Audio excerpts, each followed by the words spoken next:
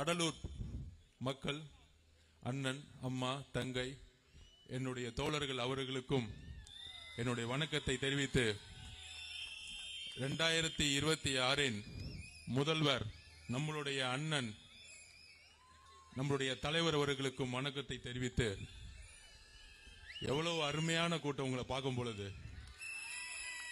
உங்க முகத்திலேயே தெரியுது இந்த உணர்ச்சி, இந்த சிரிப்பே ஆட்சி மாற்றத்திற்கான ஒரு பெரிய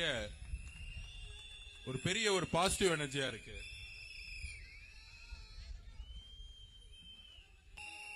இன்றைக்கு நம்மளுடைய கடலூர்ல இருந்து தேர்ந்தெடுக்கப்பட்ட சட்டமன்ற உறுப்பினர், நம்மளுடைய கொள்கை தலைவர் அஞ்சலை அம்மாள் அவர்களுடைய நினைவு நாள்.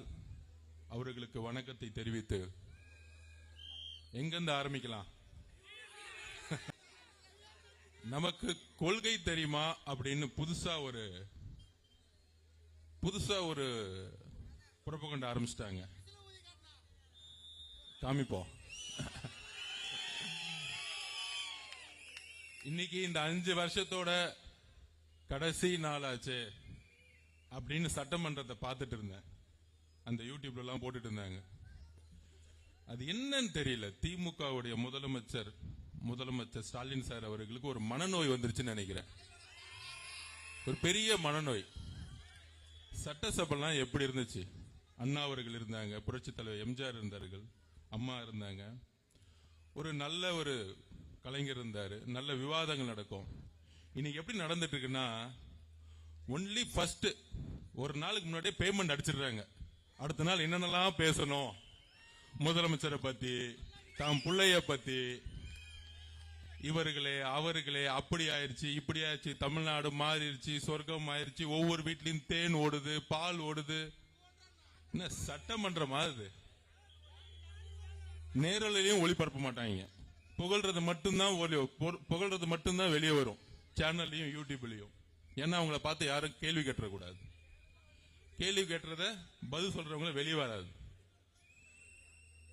அப்படி இருக்கும் பொழுது இன்னைக்கு எழுதி வைத்துக் கொள்ளுங்கள் முதல்வர் அவர்களே, இந்த 2026 பிப்ரவரி 20 கடைசி சட்டமன்றம் தான் உங்களுடைய குடும்பத்துக்கு.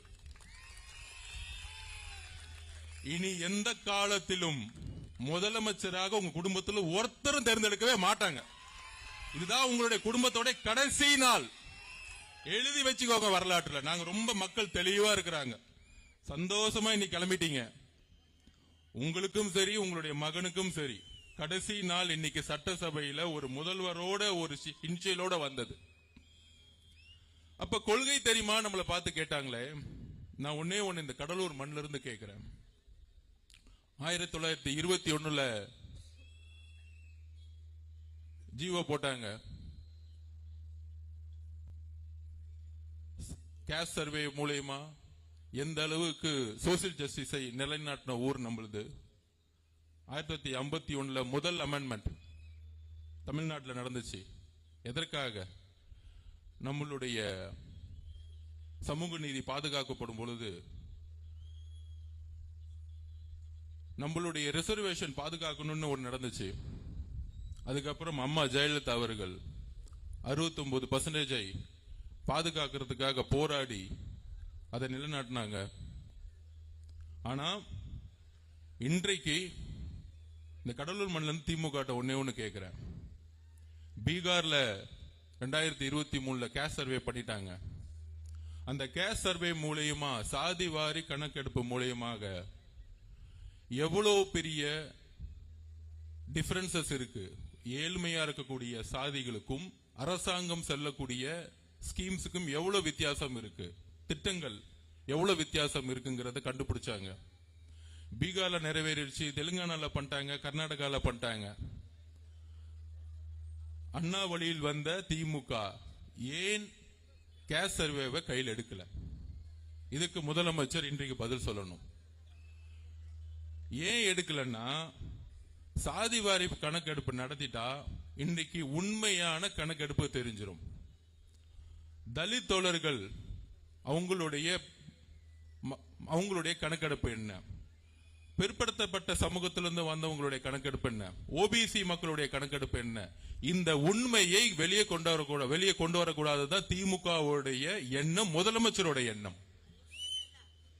இது முக்கியமா நான் பதிவு பண்றேன்.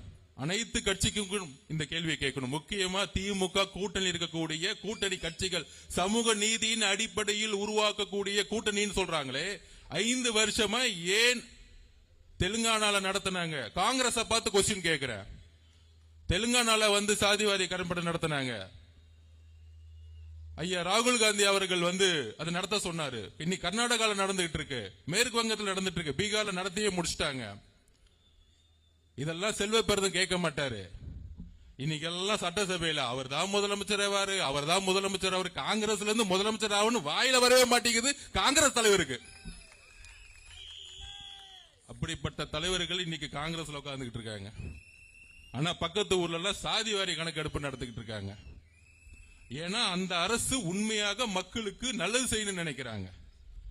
அரசாங்கத்தினுடைய ஸ்கீம்ஸ் திட்டங்கள் எல்லாம் ஏழை அடிப்பட்ட மக்களுக்கு கூடிய செல்லணும்னு நினைக்கிறாங்க, ஒடுக்கப்பட்ட மக்களுக்கு செல்லணும்னு நினைக்கிறாங்க. ஆனா திமுக அரசுக்கு சம்பந்தமே இல்லை. அப்ப சாதி வாரிய கணக்கெடுப்பு ஏன் நடத்தக்கூடாதுன்னா அவங்களுக்கான எண்ணமும் கிடையாது. பிஜேபிக்கு எப்படி அந்த எண்ணம் கிடையாதோ அதே திமுகவுக்கும் கிடையாது. இப்ப கொள்கை ரீதியா திமுக டிவிகே இருக்கான்னு கேக்குறாங்களே, இதற்கு பதில் சொல்லுங்க. நாங்க அடுத்த கேள்வி கேட்கிறோம். எங்களுடைய தலைவர் முதல் மாநாட்டிலே சொன்னாரு, சாதி வாரி கணக்கெடுப்பை நடத்தணும் சொன்னார் எங்க தலைவர். இதுதான் டிவிகேவுடைய நிலைப்பாடு. எங்க தலைவர் முதலமைச்சர் ஆன உடனே முதல் வேலை தமிழ்நாட்டில் சாதி வாரி கணக்கெடுப்பை நடத்துவார். இதுதான் பெரியார் உருவாக்கிய மண். இதுதான் கலைஞரும் நினைச்சாரு, எல்லா தலைவர்களும் நினைச்சாங்க. ஆனா இன்னைக்கு முதலமைச்சர் மு.க. ஸ்டாலின் நினைக்க மாட்டார். ஏன்னா அதை பத்தி என்னன்னே அவருக்கு தெரியாது. அவர்கிட்ட போய் கேஸ் சர்வேன்னு தயவு செஞ்சு நம்ம தலைவரை பார்த்து அவர் ஏன் ஊடகத்துல பேட்டி கொடுக்க மாட்டேங்கிறார், பேட்டி கொடுக்க மாட்டார். இப்ப நான் ஓப்பன திமுக காரன் பார்த்து கேட்கிறேன், நாளைக்கே ஒரு ஸ்டேஜ போடுவோம், எல்லா பத்திரிகையும் கூப்பிடு, 2 பேர் தான் அந்த ஸ்டேஜ்ல இருக்கணும். எல்லா நிர்வாகிகளும் இந்த கேள்வியை பதில் சொல்லுங்க. ரமேஷ், ராஜ்மோகன் எல்லா பேட்டியிலும் சொல்லுங்க. சேலஞ்ச் விடுற முதலமைச்சரை பார்த்து, எந்த பேப்பர் இல்லாம உன் பக்கத்துல எந்த நிர்வாகி இல்லாம தனியால ஸ்டேஜ்ல உட்கார். என் தலைவர் தனியா வருவார். 2 பேரை வச்சு பிரஸ் கான்ஃபரன்ஸ் நடத்துவோம். இந்த போட்டிக்கு நான் ரெடினா நாளைக்கே நான் ரெடி, என் தலைவர் ரெடி. இந்த அள்ளு சில்லறைக்கெல்லாம் என் தலைவர் பதில் சொல்ல மாட்டாரு. இந்த அள்ளு சில்லற, இந்த அண்டா சொம்பு டீஸ்பூனு இதுக்கெல்லாம் பதில் சொல்ல மாட்டாரு. என்ன ஒருத்தருக்கு தான் இங்க போட்டியே திமுக திமுக. அப்ப யாருக்கு பதில் சொல்லணும்? உங்க முதலமைச்சருக்கு உண்மையாலே சமூக நீதியை பத்தி அறிவு இருந்தா, உங்க முதலமைச்சருக்கு பொருளாதாரத்தை பத்தி அறிவு இருந்தா, உங்க முதலமைச்சருக்கு நிர்வாகத்தை பத்தி அறிவு இருந்தா, உங்க முதலமைச்சருக்கு சாதி வாரி கணக்கெடுப்பு பத்தி அறிவு இருந்தா தைரியமா பிரஸ் கான்ஃபரன்ஸ் சொல்லுங்க, எங்க தலைவர் வராரு, நீங்க வாங்க. இன்னமேட்டு பிரஸ் கான்ஃபரன்ஸ் பத்தி பேசினா மாண்புமிகு முதலமைச்சர் நீங்க வாங்க. 2 பேரை எப்படி அமெரிக்கால உட்கார்ந்து முதலமைச்சர் பிரைம் மினிஸ்டர் பிரசிடென்ட் ஆகிறதுக்கு முன்னாடி 2 பேரும் உட்கார்ந்து பேசுவாங்க மக்கள் முன்னாடி. 2 பேரை பேச வைப்போம். ஃபர்ஸ்ட் ஷாட்லயே அவுட். ஏன்னா ஷூட்டிங் இல்ல, கேமரால சிஎம் போயிட்டே இருப்பாரு. எங்க தலைவருக்கு கேமராவே தேவையில்லை, அவர் ஆல்ரெடி நடிகரா இருந்து வந்தவரியா. நீ ஸ்கிரிப்ட், அவரு உணர்வு.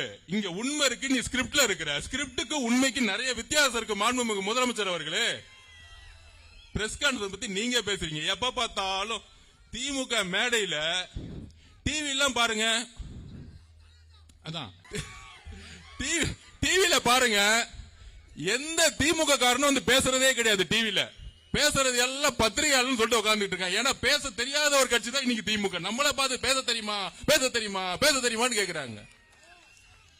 அப்ப உடனே நியூஸ் பயங்கரமா, பழம் நழுவி பாலில் விழுந்தது. அது கலைஞர் 2016 சொன்னாருப்பா. இது அவுட் ஆஃப் சிலபஸ் ஆயிருச்சு. இப்ப என்னைக்கு வண்டியை ஓட்டிட்டு இருக்கீங்க? பழம் நழுவி கெட்டு போன பால்ல விழுந்துருச்சு, அவ்வளவுதான் மேட்ரு. கெட்டு போன பால்ல உளுந்து என்ன பிரயோஜனம்? யார் குடிக்க போறா? அதாவது திமுக அப்படியே ஆரம்பிச்சிருச்சுன்னா ஒரே ஒரு தலைவர், நம்ம தலைவரை பார்த்து அவர் பேரை சொல்றாங்களோ இல்லையோ, டெய்லி தூக்கத்துல இருந்து எந்திரிச்சு, தலைவர் சொன்ன மாதிரி தூக்கத்துல எந்திரிச்சா கூட விசில் அடிச்சிட்டு இருப்பாரு. அந்த மாதிரி டெய்லி ஒரு பிரச்சனை. இது எப்படி நம்ம தலைவரை ஜெயிக்கலாம், தமிழக வெற்றி கழகத்தை ஜெயிக்கணும். பர்சன்டேஜ் பாட்டு 27, 30, 32% போயிட்டே இருக்கு. எப்படி நிப்பாட்டணும் ஒன்னும் புரியல. திடீர்னு முதலமைச்சர் அவர்கள் திடீர்னு ஒண்ணு MK Stalin share auto service ஒன்னு ஆரம்பிச்சிட்டார். யாரெல்லாம் வண்டி நம்ம ஷேர் ஆட்டோல 9 நம்ம டிரைவர் கூப்பிட்டோம் பாத்தீங்களா, அண்ணா ஏறுன ஏறுன ஏறுன ஏறுன ஏறுன ஏறுன ஏறுன ஏறுன ஏறுன ஏறுன வண்டி ஏறுன ஏறுன ஏறுனு சொல்ற மாதிரி ஒருத்தரை ஜெயிக்கிறதுக்கு யார் யாரெல்லாம் கண்ணில் படுறீங்களோ தயவு செஞ்சு ஏறுங்க. பேமெண்ட் மட்டும் டைரக்ட் பிக்ஸ், ஜிபே அனுப்பிச்சுக்கிட்டே இருப்போம்.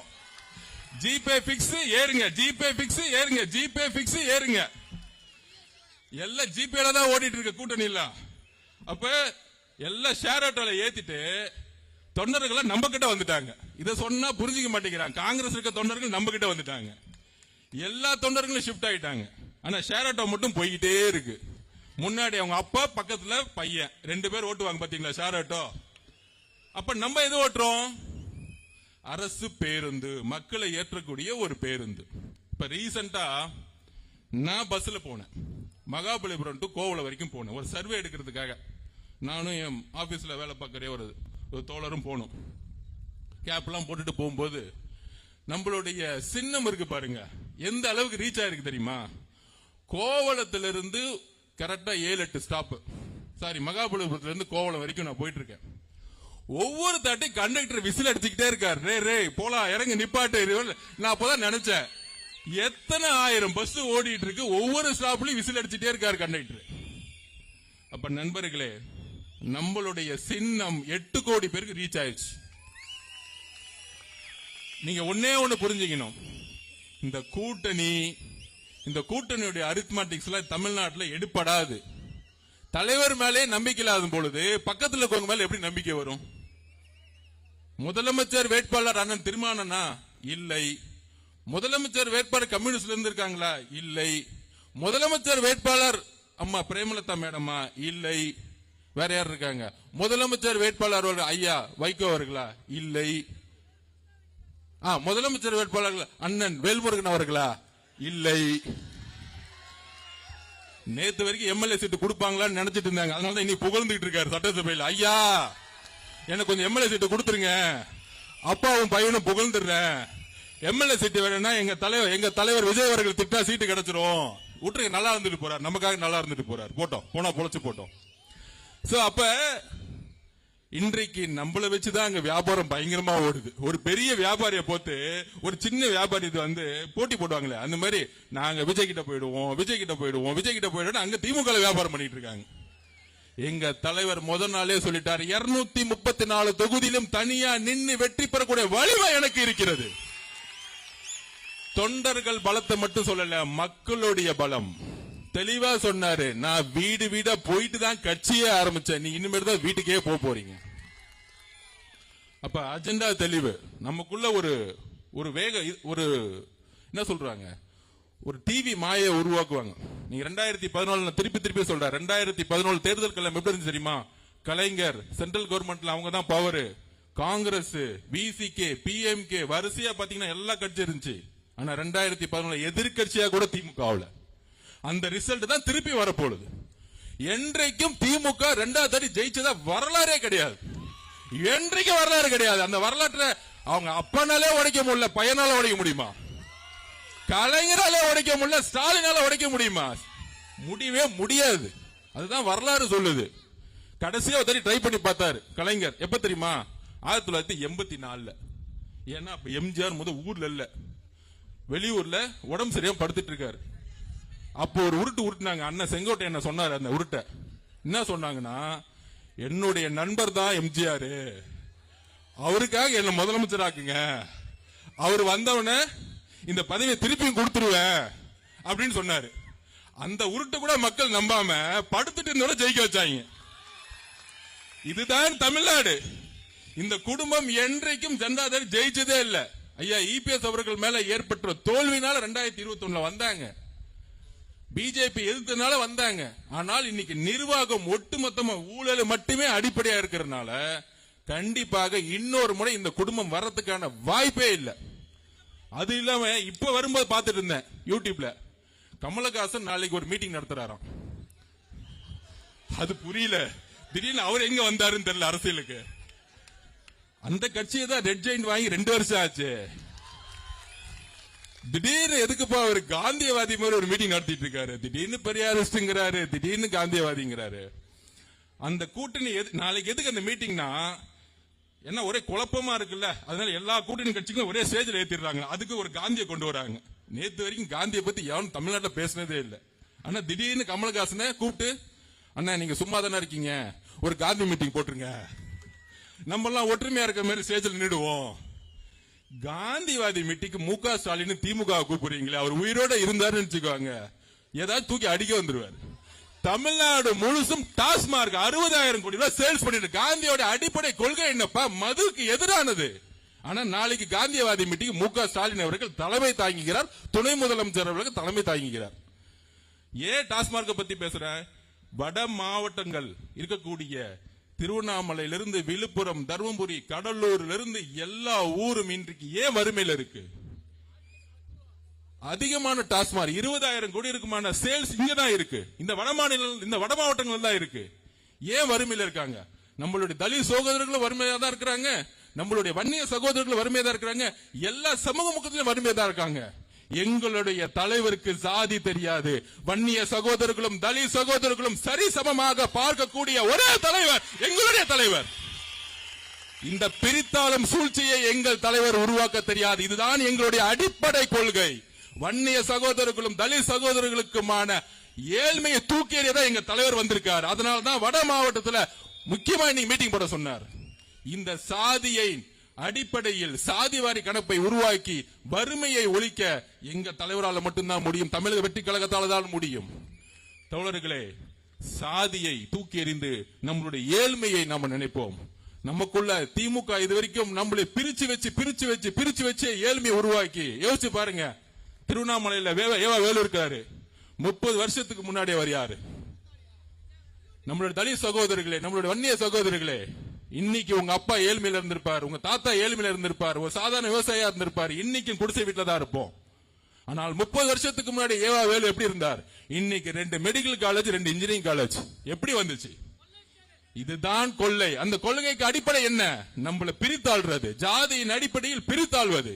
இனி வட மாவட்டங்களில் எல்லா சமூக மக்களுக்குமான திட்டங்களை எங்கள் தலைவர் உருவாக்குவார். எல்லா மாவட்டங்களும் வறுமையிலிருந்து வெளிப்படணும். ஒட்டு மொத்தமா சொல்றேன், தமிழ்நாட்டில் இருக்கிறதுலயே தென் மாவட்டங்களும் வட மாவட்டங்களும் மிகப்பெரிய வறுமையில் இருக்கு. அந்த வறுமைக்கு காரணம் அரசு தன்னுடைய திட்டங்களை சரியாக எந்த மாவட்டத்திற்கு கொண்டு செல்லாதது. இப்ப கூட சொன்னாங்களே, குறிஞ்சிப்பாடியில ஏன் பஸ் ஸ்டாண்ட் வந்துச்சு? கண்டிப்பா குறிஞ்சிப்பாடியில பஸ் ஸ்டாண்ட் வர்றது தப்பு கிடையாது. ஆனால் நோக்கம் என்ன? அவங்க ஃபேமிலி சுத்தியிலும் லேண்ட் வாங்கி போட்டிருப்பாங்க, ரியல் எஸ்டேட், அவ்வளவுதான். அந்த லேண்ட் வேல்யூ ஏறணும்னா பஸ் ஸ்டாண்ட் கொண்டு போகணும். சோ இந்த மாதிரி எல்லாமே ரியல் எஸ்டேட் ஊழல், இதை நோக்கியே திமுக செல்லும் பொழுது 11 பேர் இல்ல, இன்னும் யார் யாரெல்லாம் இருக்காங்களோ இன்னும் 25 பேரை கூப்பிட்டுக்கோங்க, இன்னும் 30 பேரை கூப்பிட்டுக்கோங்க. ஏன்னா உங்களுக்கு உங்க மேலேயே நம்பிக்கை இல்ல, அதான் பிரச்சனை. முக ஸ்டாலின் அவர்களுக்கு அவர் மேலே நம்பிக்கை கிடையாது, அதனாலதான் இன்னும் 30 பேரை கூட்டிட்டு போவார். ஆனால் எங்களுக்கு, எங்களுடைய தலைவருக்கு இந்த மண்ணின் மீதும் இந்த மக்களின் மீதும் நம்பிக்கை இருக்கு. இன்னும் 75 நாள்ல தமிழக முதலமைச்சராக தலைவர் உருவாதை யாராலையும் நிப்பாட்ட முடியாது. தமிழக வெற்றிக்கழகம் ஆளுங்கட்சியாளர் யாராலும் ஒட்ட முடியாது. ஒன்னே ஒண்ணு, நம்மளுடைய உழைப்பை 24 மணி நேரம் செலுத்துவோம். நெக்ஸ்ட் 60 நாள் ரொம்ப ரொம்ப முக்கியமான நாள். கடுமையா உழைக்கணும், கடுமையா உழைக்கணும். ஓட்டு போற அன்னைக்கு எல்லா மக்களையும் கூட்டிட்டு போய் விட்டுட்டாலே போதும், மக்களே வந்துருவாங்க. ஆனால் நம்மளுடைய பணியை கடுமையா செய்யணும் தோழர்களே. நமக்குள்ள உடனே ஜாதி பாகுபாடு கிரியேட் பண்ணுவாங்க, நீ இவரு அவரு. ஒரே ஒரு வாக்குறுதியை குடிக்கிறோம். நம்மளுடைய தலைவரும் நம்மளுடைய கட்சியும் எந்த மதத்திற்கும் எந்த சாதிக்கும் சம்பந்தம் இல்லாத ஒரு கட்சினா இன்னைக்கு அதுதான். இன்றைக்கு மாவட்ட செயலாளர் யாருன்னா உண்மையிலே சொல்றேன், எனக்கும் சரி அண்ணனுக்கும் சரி எந்த ஜாதி என்னன்னு எங்களுக்கும் தெரியாது. எல்லோரும் சகோதரர்கள், ஒரே குடும்பம், ஒரே குடும்பமாக இணைந்து தமிழ்நாட்டை முன்னேற்றுவோம். வாழ்த்துக்கள், நன்றி, வணக்கம்.